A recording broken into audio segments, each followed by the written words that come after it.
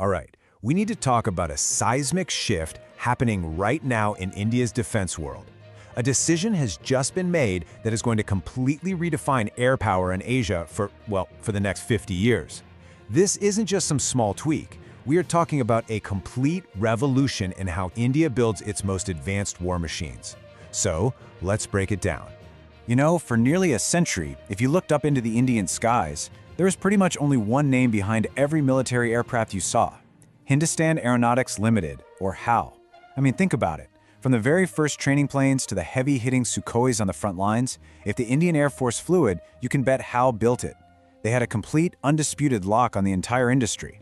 But this week, all of that changed. I mean, it changed forever. In a move that has sent absolute shockwaves across the global defense industry, India's Defense Research and Development Organization, the DRDO, has just done the unthinkable. They've officially sidelined HAL from the single most prestigious, most critical project in the nation's history, the Advanced Medium Combat Aircraft, or AMCA. Stay till the end because some shocking things I'm going to reveal in this explainer. Let's get back to it. What we're witnessing here is a high-stakes gamble with national security on the line. It's a strategic pivot that signals a brand new vision for India's future, and the implications, they are absolutely enormous. So that's the central question, isn't it? Why would you take a company that's been the backbone of your Air Force for decades and kick it out of its most important project ever? Why take this colossal risk and hand the keys to a fifth-generation stealth fighter over to the private sector? What is really going on behind the scenes here? To really grasp the gravity of this decision, first you need to understand the arena that the AMCA is trying to get into. See, this isn't just about building another airplane. This is about gaining entry into one of the most exclusive technological clubs on the face of the Earth. So, what makes a fighter fifth generation? Well, we're talking about a quantum leap in technology.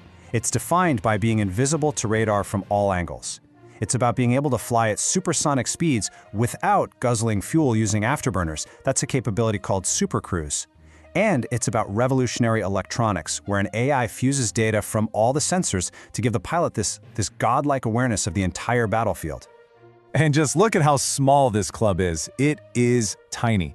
Right now, only 3 nations operate their own stealth fighters: the US with its F-22 and F-35, Russia with the Su-57, and China with the J-20. That's it. That's the whole list. India's AMCA is designed to be the next name on that very elite list. And let's be crystal clear, this isn't just some abstract exercise. This is about a clear and present danger. While India is still in the design phase, China has already put over 300 of its J-20 stealth fighters into service, and many of them are stationed right on India's border. The clock is ticking, and it's ticking loudly. So, if the legacy giant HAL is out, then who is in? Well, the DRDO is turning to a trio of private sector behemoths, betting that they can succeed where a state-run monopoly might stumble. And just look at this lineup. First, you've got Tata, a company that's already building C-25 transport aircraft and makes major parts for Boeing and Lockheed Martin. Then there's L&T, the engineering titan that builds India's nuclear submarines. Yes, nuclear submarines. And finally, Bharat Forge, a world leader in advanced metallurgy. These are not startups, these are industrial powerhouses. Now, the crucial point here is that this decision isn't just about one aircraft. It is a strategic move to create an entire parallel aerospace ecosystem. The idea is to let HAL focus on its massive backlog of existing orders while the private sector builds the future. This is the government's Make in India policy, or Atmanirbhar Bharat, self-reliant India, on steroids. Which brings us right back to the elephant in the room.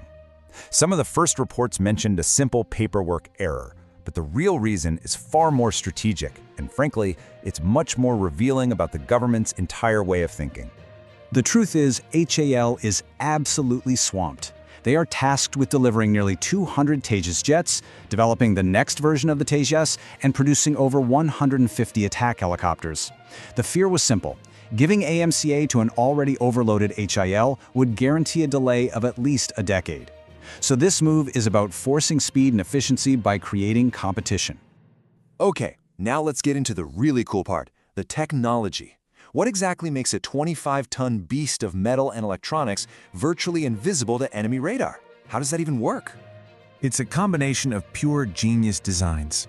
First, you've got these serpentine S-shaped air intakes that hide the spinning engine fans, which are like a giant mirror to radar.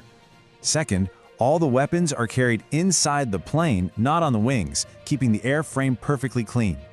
Third, that supercruise capability helps reduce its heat signature. And finally, the aircraft is coated in special materials that literally absorb radar waves instead of bouncing them back. Now, an airframe is useless without a heart, and for a fighter, that's the engine. India is playing a very smart long game here. The first version, the Mk1, is going to use the proven American GE F-14 engine to get the jet into service quickly. But for the more advanced Mk2, India is co-developing a more powerful engine with France's Safran. The ultimate goal? Total ownership of the technology. No more dependency. And the performance numbers are just staggering. A top speed over twice the speed of sound, a range of over 3,000 kilometers, the ability to fly at 65,000 feet, and its own Indian-made radar can track 50 targets at once and engage 4 of them simultaneously. That's just incredible capability. Make no mistake, this entire project is a massive calculated risk. It's a bet on India's industrial capability, its scientific genius, and its geopolitical ambition. The stakes could not possibly be higher. To back this ambition, the Indian government has sanctioned 15,000 crore rupees. That's roughly $1.8 billion US dollars. And that's just for the initial development phase. This is a project of supreme national importance.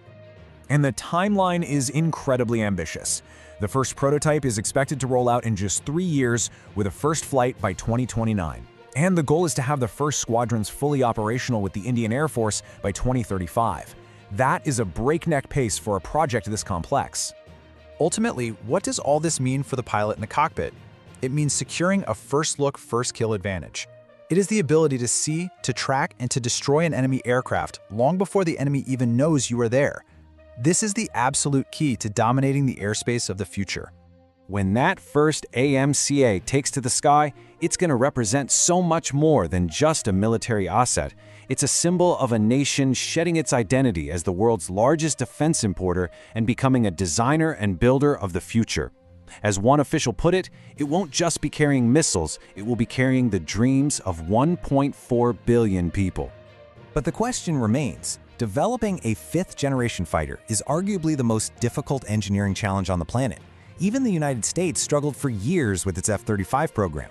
So, can India's private sector, totally new to this game, actually pull it off?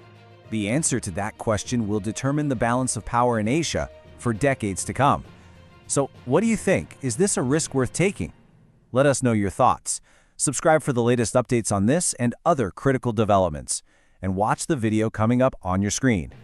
Thanks for joining us.